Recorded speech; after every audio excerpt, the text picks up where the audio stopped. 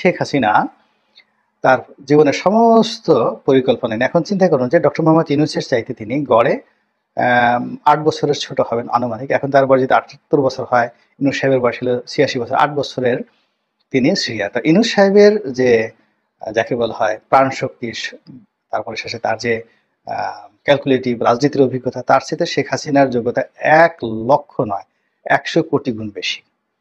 এবং ডক্টর মোহাম্মদ ইউনূসের যে শারীরিক অবস্থা, তার সাথে এই ডক্টর মানে যাকে বলে ডক্টর হাসিনা, ওনার তো ১৩৩টার উপরে ডক্টরেট ডিগ্রি আছে। ডক্টর মোহাম্মদ ইউনূসের যতগুলো ডিগ্রি আছে তার সাথে অনেক বেশি ডিগ্রি শেখ হাসিনার আছে। তো ডক্টর শেখ হাসিনা, তো তিনি যাকে বলা হয় আহ, তার যে শারীরিক অবস্থা, ফিজিক্যাল ফিটনেস, এটি ডক্টর মোহাম্মদ ইউনূসের সাথে ১০০ গুণ ভালো আছে। বয়সে তিনি ছোট, শরীর স্বাস্থ্য ভালো আছে। আর দুষ্ট বুদ্ধি, সেই উনি এই দুষ্ট বুদ্ধিটা ১৯৮০ সন থেকে প্র্যাকটিস করতে করতে সে বিশ্ববিদ্যালয় মোস্তফা মহসিন মন্টু সাহেবের রাজনীতি শেষ করে দিয়েছেন।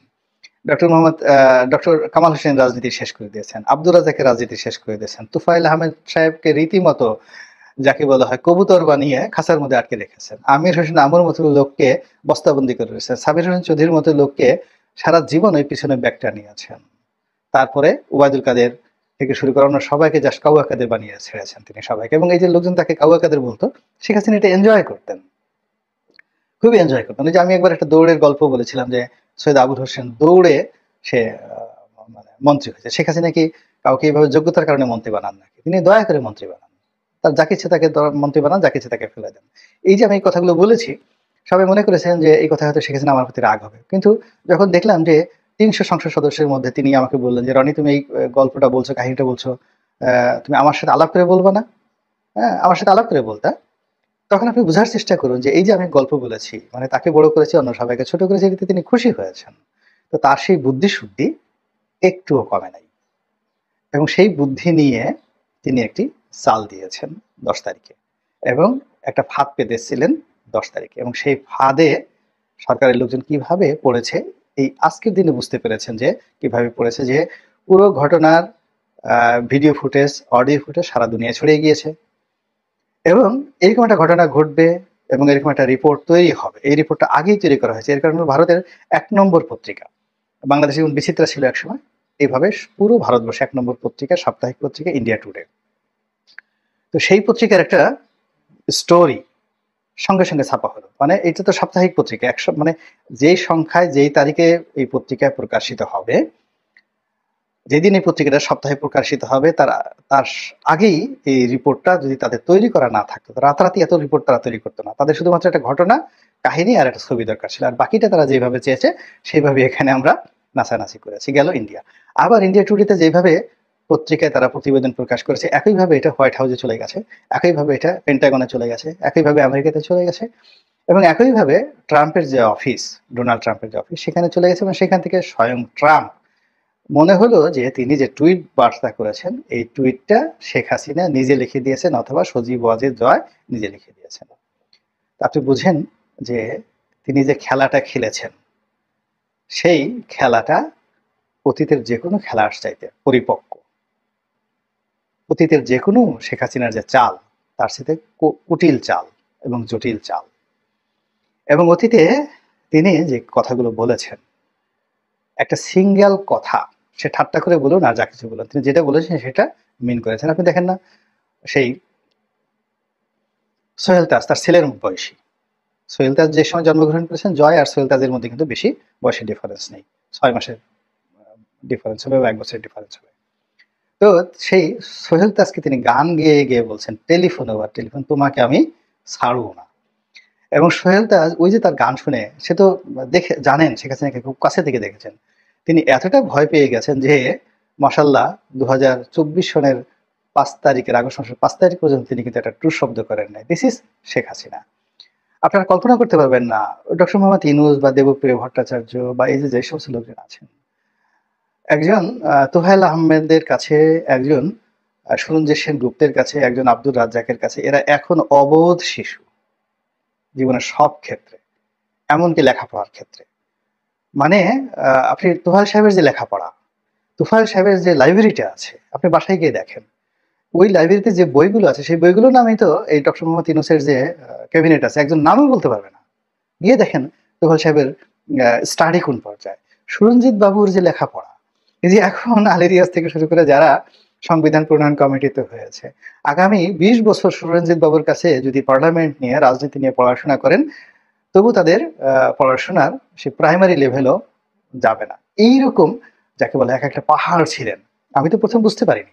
আমি ঢোকার পরে যখন এদের সাথে বসলাম, কথাবার্তা বললাম, আপনারা বাইরে থেকে বুঝতে পারবেন না যে এই মানুষগুলো কোন পর্যায়ের এবং কতটা উন্নত, যাকে বলা হয় প্রাজ্ঞ রাজনীতিবিদ। এই যে আমির হোসেন আমাকে দেখে মনে হয় বোকাশোকা, কিচ্ছু বোঝে না। মানে মুহূর্তের মধ্যে আপনার মাথার উপর কাঁঠাল ভেঙে, পুরো কাঁঠাল খেয়ে, আপনার সারা শরীরে আঠা লাগিয়ে, তারপরে আপনাকে উলঙ্গ করে ছেড়ে দেবে। আপনি যাওয়ার সময় বলবেন, জয় আমু ভাই, জয় আমু ভাই। This is politics. এই যে একজন আবুল হাসনাত আবদুল্লাহ, আপনি কল্পনা করতে পারবেন না তারা কত বড় পলিটিশিয়ান। তো এই সকল পলিটিশিয়ানের উপরে টেক্কা দিয়ে শেখ হাসিনা সবাইকে যার যার মতো করে, মানে তিনি যেভাবে যাকে চেয়েছেন তাকে সেইভাবে বানিয়ে, কাউকে একবার বড় করেছেন, কাউকে একবার ছোট করেছেন, কাউকে একবার দূরে ঠেলে দিয়েছেন, কাউকে কাছে নিয়েছেন, কাউকে ভয় দেখিয়েছেন, কাউকে প্রেম দিয়েছেন। সব মিলিয়ে তিনি যে পলিটিক্স করছেন, এবং তিনি খুব হাসি মুখে সবার সমালোচনা তিনি গ্রহণ করেন। এরপর চা পানি খাইয়ে সবাইকে বিদায় করে দেন। এরপর একটা কথাও তিনি আর মনে রাখেন না। এরপর যা যা করার দরকার তিনি সেই কাজগুলো নিজের হাতে করেন। যখন এরশাদ বিরোধী আন্দোলন চলছিল, তখন বিশ্ববিদ্যালয়ে যারা ক্যাডার ছিলেন মারামারি করতেন, গুন্ডামি করতেন, গোলাগুলি করতেন। তারা খুব ভালো করে জানেন যে এই গোলাগুলি করার জন্য শেখ হাসিনা নিজের হাতে তাদেরকে কিভাবে টাকা দিয়ে দিতেন, এবং আবার হিসাব নিতেন যে এই টাকা দিয়ে যে তোমাদেরকে এত গুলি কিনতে দেওয়া হয়েছে, সেগুলো তোমরা কিনে ঠিকমতো কিনতে পারছো কিনা, এবং জোহরের হল থেকে গোলাগুলি হতো, মহাশয় হলে কয়েক রাউন্ড গুলি হলো, এইগুলোর খোঁজ খবর তিনি রাখতেন। তারপর দেখা গেল যে তার কাউকে পছন্দ না, সেটা তোহাল সাহেব হোক, আমর সাহেব হোক, কিংবা ধরুন নাসিম সাহেব হোক, এই সিনিয়র যারা নেতৃবৃন্দ। এখন তিনি দেখা গেল যে এই তাদেরকে অপদস্থ করার জন্য তার দলেরই জুনিয়র কোন নেতাকে তিনি সরাসরি বললেন যে এই জিনিসটা তুমি করবা, ওর পাঞ্জাবি ধরে টান দেবা, পেছন থেকে ঢিল মারবা, এই কাজটা করবা। তো এই অভ্যাস শেখ হাসিনার আছে। আবার তিনি যে 15 বছর ক্ষমতা চালিয়েছেন, এই 15 বছর ক্ষমতা চালাতে গিয়ে তার যদি কখনো কোনো ওসি কে দরকার হয়েছে, তিনি কিন্তু আইজি কে বলেননি, তারপর এসপি কে বলেননি, তিনি সরাসরি সেই ওসি কে টেলিফোন করেছেন বা ডেকে এনেছেন, তারপরে বলছেন ডু ইট। ফলে কি হলো, মানে একজন প্রদীপের মতো ওসি, তাকে যদি প্রধানমন্ত্রী ডেকে বলে তুমি 100টা মার্ডার করে ফেলো, ওর মাথা ঠিক থাকে কিনা? ঠিক সেম ঘটনাগুলো কিন্তু এই 2000 একেবারে 24 সনের আগস্ট মাস পর্যন্ত, ওনার পালিয়ে যাওয়ার আগ পর্যন্ত তিনি এই কাজগুলো করেছেন। যখন সেনাপ্রধানকে দরকার তার সাথে কথা বলেছেন, জিয়াউল হাসানকে দরকার তার সঙ্গে কথা বলেছেন, যখন ডিজিএফআই চিফকে দরকার তার সঙ্গে কথা বলেছেন, ডিজিএফআই চিফকে পাল্টানো দরকার, এবং যাকে দরকার ব্যবহার করে হুশ করে ছেড়ে দিয়েছেন। যেমন ধরেন জেনারেল হাসান সরওয়ার্দী, এখন শেখ হাসিনার খুব বিরুদ্ধে বলে। এখন হাসান সরওয়ার্দীকে যতদিন তার প্রয়োজন ছিল তিনি এমন ভাবে ব্যবহার করেছেন, ওর যত রস আছে সব রস দুমড়ে মুচড়ে তিনি বের করে নিয়েছেন। Then get out. Mamun Khalid DGFI chief ছিল, যতদিন দরকার ওনাকে ব্যবহার করে একেবারে শেষ করে লাস্টে এমন একটা জায়গাতে দিয়েছেন যেখানে বসে সারাদিন তার হাপ ইত্তেশ করা ছাড়া কোনো উপায় ছিল না।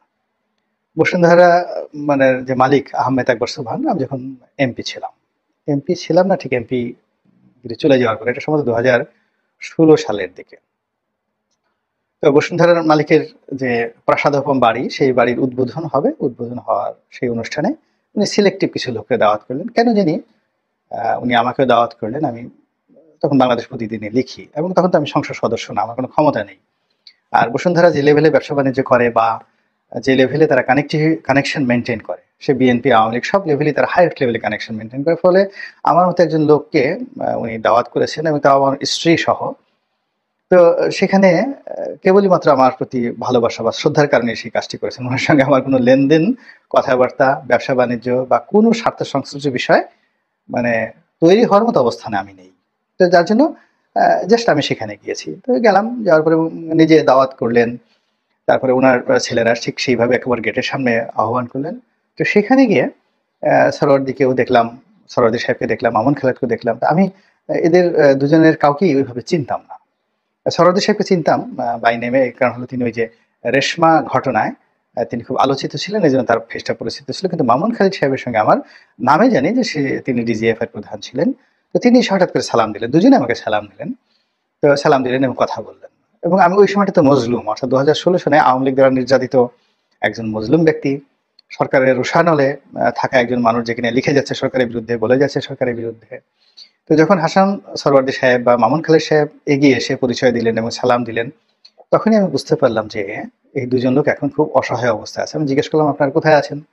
তারা বলল যে আমরা এই জায়গাতে আছি। এবং এখন দেখেন যে তারা উভয়ই নানা বিপত্তিতে পড়েছেন, কিন্তু তাদেরকে বিভিন্ন পোস্টে রেখে, পোর্টফোলিও দিয়ে, মানে যাকে বলে হয় যত রকম নিংড়ানো দরকার তা কিন্তু শেখ হাসিনা করেছেন।